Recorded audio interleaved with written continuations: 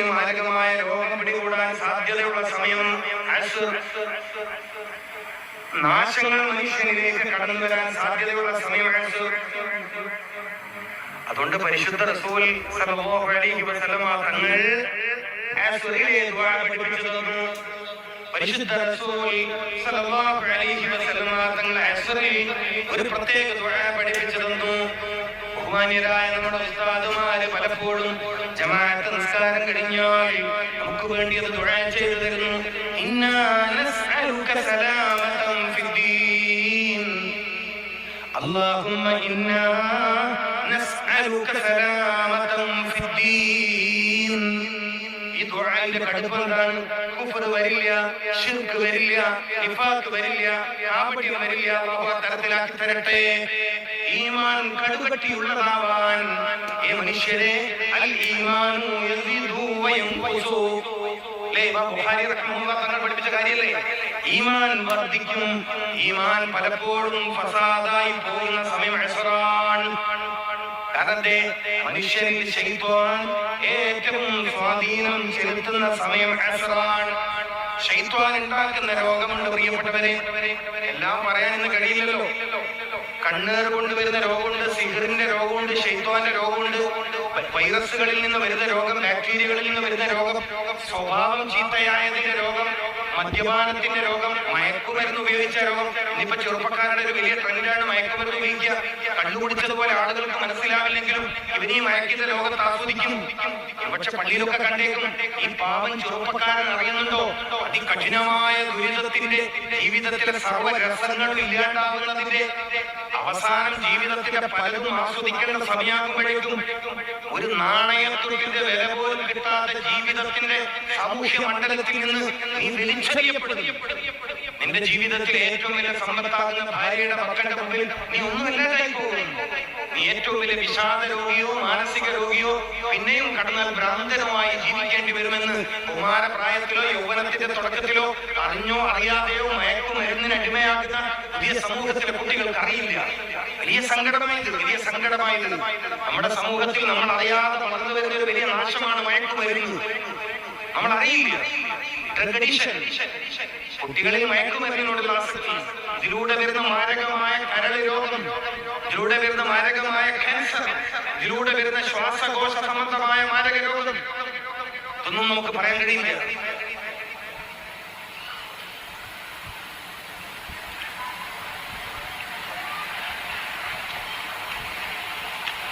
അപ്പൊ സ്വാഭാവികമായും രോഗങ്ങൾ വരുന്ന വഴിയെ നേരത്തെ പ്രതിരോധിക്കുന്ന ഒരു ശൈലി. അപ്പൊ ബർക്കത്ത്, ആഫിയത്തിൽ ബർക്കത്ത്, അതായത് ശരീരത്തിലുള്ള ആരോഗ്യത്തിൽ ബർക്കത്തുണ്ടായി തീരുക. അതിന് പ്രഭാതത്തെ ഉപയോഗപ്പെടുത്തുന്നത് പോലെ. പിന്നെ രോഗം, പല നിലയിലുള്ള രോഗം, ശാരീരികമോ മാനസികമോ ഒക്കെ ആയ രോഗം നമ്മളെ പിടികൂടാൻ ഏറെ സാധ്യതയുള്ള സമയം അസ്റാൻ. അസുറിന്റെ ഭക്തിനെ സൂക്ഷിക്കാൻ പറഞ്ഞത്, അസുര നിസ്കാരത്തെ സൂക്ഷിക്കാൻ പറഞ്ഞത് ഗൗരവത്തോടെ നമ്മൾ എടുക്കണമായിരുന്നു. എന്തിനാ പറഞ്ഞത്, എന്തിനാ പറഞ്ഞത് എന്ന് ആലോചിച്ചിട്ടുണ്ടോ പ്രിയപ്പെട്ടവരെ? മതം പറയുന്ന പല കാര്യങ്ങളും, അള്ളാന്റെ ദീൻ പറയുന്ന പല കാര്യങ്ങളും, ശരീഅത്തുൽ ഇസ്ലാം പറയുന്ന പല കാര്യങ്ങളും, വിശുദ്ധ ഖുർആനിലെ പല നിർദ്ദേശങ്ങളും സത്യത്തിൽ നിങ്ങളുടെ ഭൗതിക ജീവിതത്തിലെ സന്തോഷത്തിന്റെ വലിയ കാരണമാണ്. നമ്മളിതറിയാതെ പോയി, നമ്മളിതറിയാതെ അല്ലെങ്കിൽ മനസ്സിലാക്കാതെ പോയി എന്നതാണ് പരാജയം. അക്കൂട്ടത്തിൽ ഏറ്റവും വലിയ പരാജയമാണ് സ്വന്തം ശരീരത്തിന് വേണ്ടി നമ്മൾ നിർവഹിച്ചില്ല. എന്തായിരുന്നു അസ്റിലെ ദുആ? എന്തായിരുന്നു അസ്റിലെ ദുആ? ഇന്നാ നസ്അലുക സലാമതൻ ഫിദ്ദീൻ. പിന്നെന്താ ദുആ കിടന്നത്? വആഫിയതൻ ഫിൽ ജസദ്.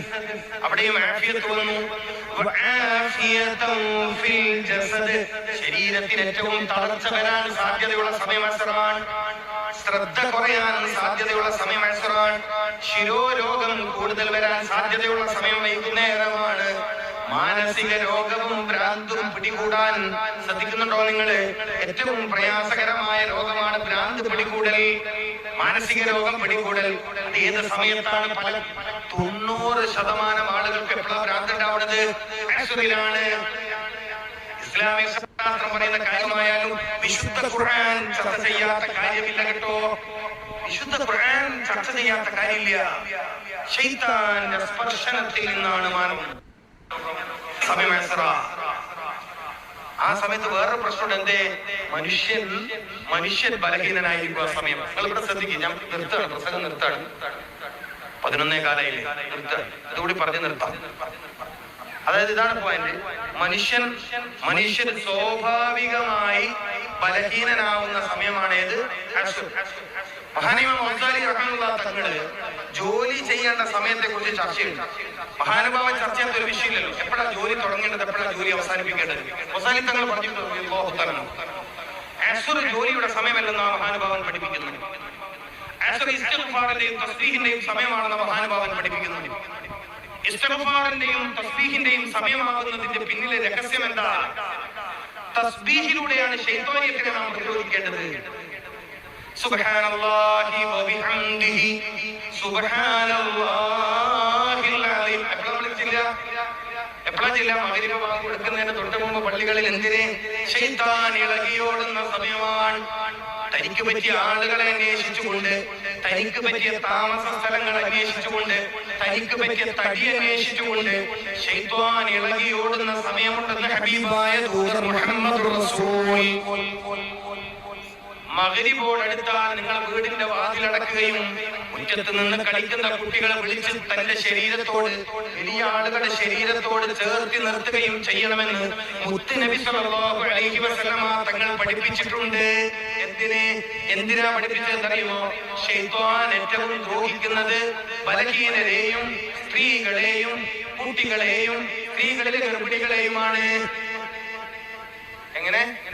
ശൈത്താൻ ഏറ്റവും ദ്രോഹിക്കുന്ന ആരെയാണ്? ബലഹീനരെ. മനുഷ്യന് സ്വാഭാവികമായി ബലഹീനത വരുന്ന സമയത്താണ് അസ്ർ.